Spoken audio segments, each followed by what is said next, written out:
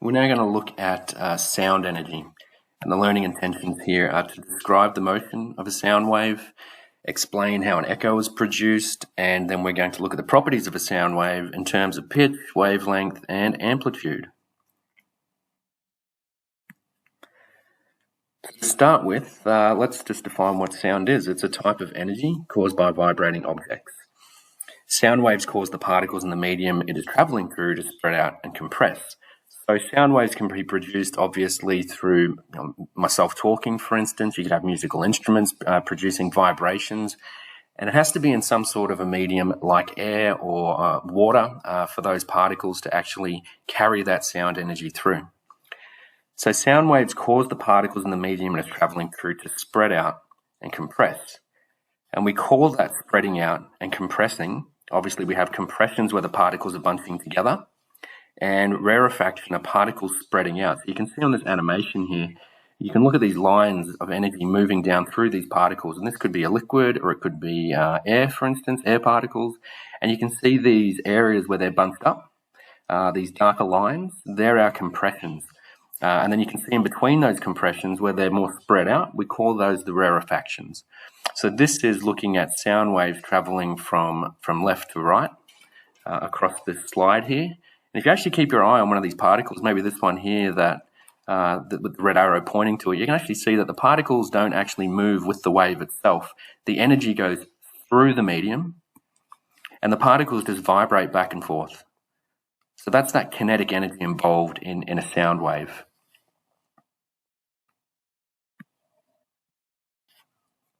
Sound waves are longitudinal waves. So this is because the particle vibrations are in the same direction as wave motion. So if we got a slinky, and we would if we were in class, we'd grab a slinky and we would push and pull it back and forth. We wouldn't wiggle it side to side like a snake, so to speak, but we'd push it back and forth. And you can actually see in this diagram here, we've got these compressions and we've got these rarefactions in here where the slinky is actually spread apart. And again, compression, and where they're spread apart, we have rarefactions. And obviously the wave is moving from left to right as well. And this little animation down here shows it quite well. So this is a longitudinal wave. The particles are vibrating in the same direction as wave motion. So the wave is moving down, and the particles are actually moving in that same direction as well. So if you keep your eye on maybe this particle here, and you'll see it move back and forth as that energy goes through that substance. There we go, back and forth. And if you actually keep your eye, we'll wait for the next one, but we'll watch one of the waves move down, one of these compressions. You can actually follow your eye down that medium and watch the energy be transferred through that, whatever it happens to be, liquid, solid, air. So that's a longitudinal wave. That's what a sound wave is. They don't vibrate back and forth, so to speak, in that direction. They actually move in the same direction the wave is traveling.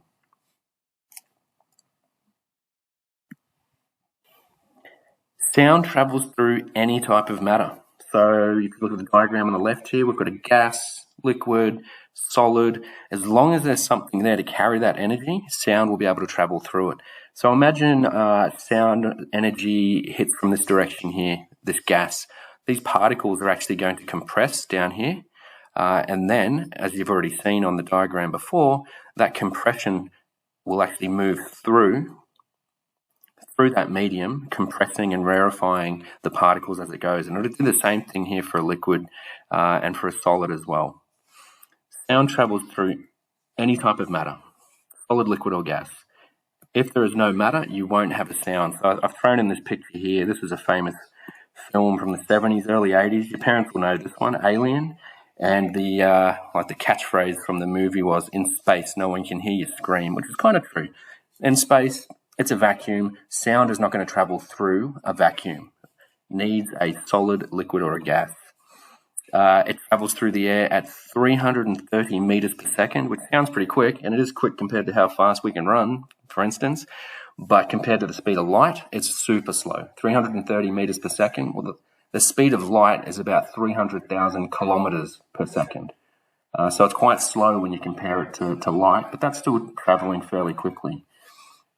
Having said that, though, that's through air. so it's fairly slow. Through, what are we looking at here? In water, it might travel 1,493 meters per second, give or take other factors, but it's much faster than speed through air. The denser the matter, the faster the speed of sound. So if you have a piece of metal and you bang on the metal at one end, that sound energy will travel through that solid, that metal, much faster than it would through a liquid or air. So depending on how dense it is, that's going to determine how fast it travels. And the denser it is, the faster the speed of sound. Let's have a look at what happens when sound hits different surfaces. If it's a hard surface, such as a brick wall or a building or a cliff, the sound will be reflected. If the surface is soft, for instance, you have carpet or you have foam, you're going to get some of that sound energy being absorbed rather than reflected. You'll get a little bit of reflected sound, but a lot of it gets absorbed in these soft substances. So when it's reflected, it's much quieter than the sound that actually hit the wall or hit the cloth to start with. If you have a rough surface, you will get diffusing happening. Yeah.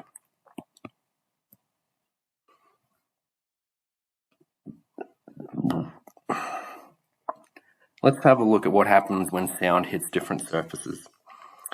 Sounds will be reflected if it hits a hard surface, such as a brick wall. You can see this here, this nice solid reflection of that sound. If it's a soft surface, you've got carpet, curtains, foam, anything soft will tend to absorb that sound rather than reflecting it like the brick wall did. You might get a little bit of sound reflected off it, but the soft surface will absorb most of that sound energy. If the sound hits a rough surface, it is diffused in many directions. So rather than, if we have a go back up to the nice smooth brick wall, you have a nice strong reflection in one direction. If it's rough, you're going to have all of the sound reflected in different directions here. So it's diffuse. It's going to actually sound muffled because you're going to have sound energy reflecting back off that wall in all directions. So again, you have a hard surface with reflection, we have soft surface with absorption, and we have rough surfaces with diffusion.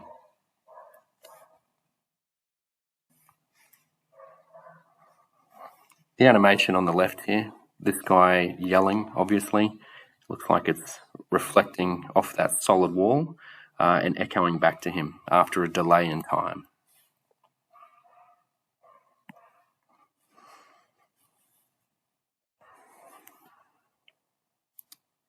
So an echo, which is kind of what we looked at on the slide before with the stick figure speaking, whistling, yelling at a wall and getting that nice sound returned to him or her after that time delay. An echo is created when sound reflects off a surface. It creates a delayed audio signal to a listener after the direct sound. Now, the direct sound is the person or the machine or whatever it happens to be making the sound in the first place. The delayed audio signal is the sound that you would hear after it's been reflected off a different surface. The delay is directly proportional to the distance of the reflecting surface from the source to the listener. All that's saying there is the further away the object is bouncing off or reflecting off, the longer the delay between the time you make the sound and the time you hear it back. So if you go out bushwalking and you cooey or you whistle and there's a cliff and it's a fair way away, if you wait long enough and you listen carefully and it's not too windy, so it's nice and still, you should hear that whistle or that cooey reflected back to you. And the further away that cliff is, the longer it takes for that reflection or that echo to come back to you. Longer the delay, greater the distance from the reflecting surface. It's used in sonar, so submarines use echolocation to find out where the other submarines are, even the sea floor, sea features, so they don't run into things, and they can use sonar to detect where ships are on the surface as well.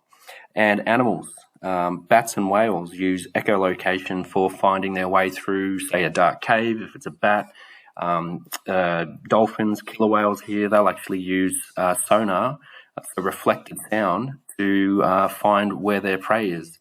So they can use this and hunt at night. They can hunt in very low visibility because they don't need to see anything. They're actually sending out a wavelength of sound and getting that sound reflected back to them and then locating where that prey is. So you can see here these dark lines. This killer whale here is sending out some sound, which is then being reflected, and you can see these lighter lines here reflecting off the object, being the fish, and this guy will actually pick up those reflections and kind of hone in on his prey. Let's start having a look at the properties of sound waves, and there are 3 properties of a sound wave that we're going to look at. The first one is frequency. Frequency is the number of vibrations per second. The units we measure frequency in, we call them hertz, or Hz for short. So if you're tuning a radio, you might tune it into a certain frequency, and that frequency that you're tuning into is basically how fast those vibrations are, and we measure them per second. One of the other properties we need to look at here is wavelength. It's the distance between 2 successive, so the distance between 2 successive peaks on the wave. So let's have a look over here at this one. We have one peak there, and we have a second peak here. Distance between those 2 peaks is what we call the wavelength.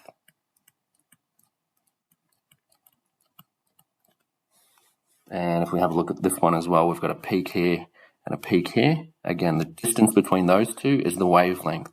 It's not the distance between a peak and a trough. It's actually peak to peak is what we call a wavelength. We measure wavelengths in meters. Amplitude is the last one we need to look at here, the last property of sound waves. It's the maximum distance particles move from their normal positions, and we measure that in meters as well. When we look at amplitude, having a look at this diagram here would say that this horizontal line here would be their normal position. The amplitude would be the distance from that, so from this normal, that they would move. That's amplitude. So it's not from the top, this peak here, down to the trough. It's actually half that distance. So again, it's from that peak to that normal position here. The grey line is what we call amplitude in between there. And here we go. This diagram at the bottom here is showing you, looking at those particles, the rarefactions and compressions. Remember, we have these would be rarefactions where they're spread out, and where the particles are bunched up together, we'd call those compressions. A wavelength would be between successive peaks or compressions. You could also measure a wavelength if you wanted to by looking at the distance between the troughs, which are the rarefactions in here where they're spread out. So you could actually measure wavelength. It would be the same if you measured from this trough to the successive trough next to it. That's also a wavelength. It's the same distance as peak to peak at the top. So that's our 3 sound wave properties. We have frequency, number of vibrations per second. We might actually say number of waves per second. We measure frequency in hertz. We have wavelength, another property. The distance between 2 successive peaks, measured in meters. Last one again, amplitude, maximum distance particles move from their normal positions, and we measure them in meters. So let's have a look at what short and long wavelengths actually do to the sound that you hear. On the left here, we have short wavelengths, and we call those high frequency. This would result in a higher pitch sound compared to a long wavelength. You can see here the distance between these 2 peaks is longer than the distance between these ones on the left here. So a long wavelength would give you low frequency, and that would actually give you a low pitch. So kind of like a bassy kind of sound rather than that high pitched squealy kind of sound. So this would be a low pitch if you have a long wavelength. If you have a short wavelength, you'll have a higher pitched sound, like a high-pitched whistle, for instance, would have shorter wavelengths.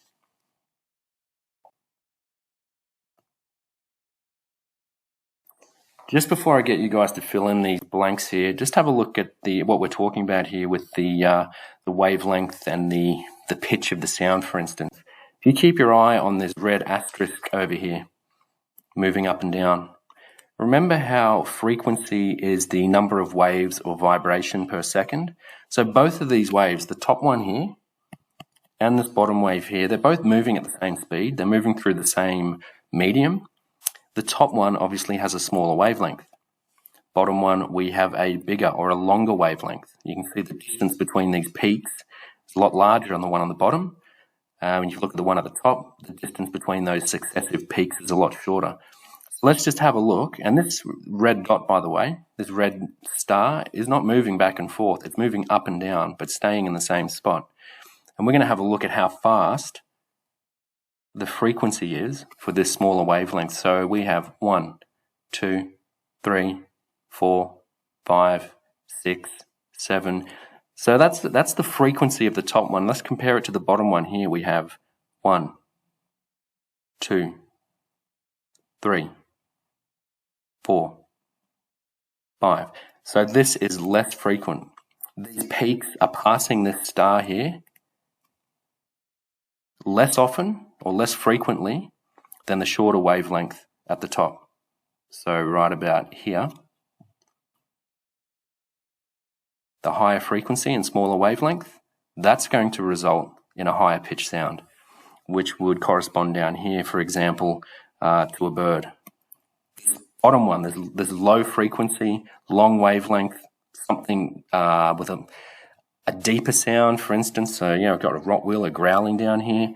This one down here would correspond to your long wavelength, low frequency, low pitch, compared to short wavelength, high frequency, and high pitch.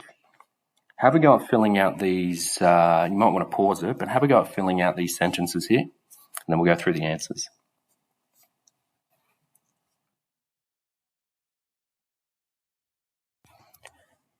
All right, frequency is the number of, now I'm happy with vibrations per second, or you might want to say waves per second. So again, looking at these red stars here, frequency is how many waves are passing per second. And you can see with the short wavelength, it's a lot faster. You have a higher frequency compared to the long wavelength. Let's have a look at what happens to the sound. If the frequency increases, the pitch gets higher. And if the frequency decreases, the pitch gets lower. We have a deeper sound with a longer wavelength.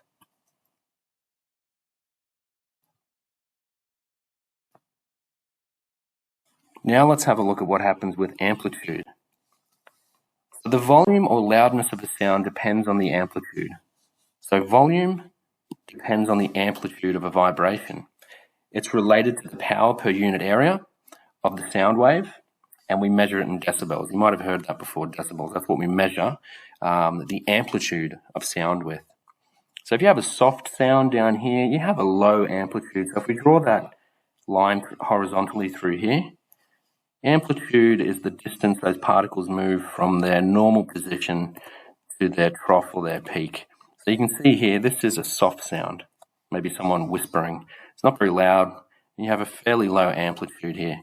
Now, if we draw that normal line through this diagram at the bottom, and this is corresponding to a loud sound, a gun going off, for instance, you can see that the amplitude, the distance from where the particles normally are to their peak,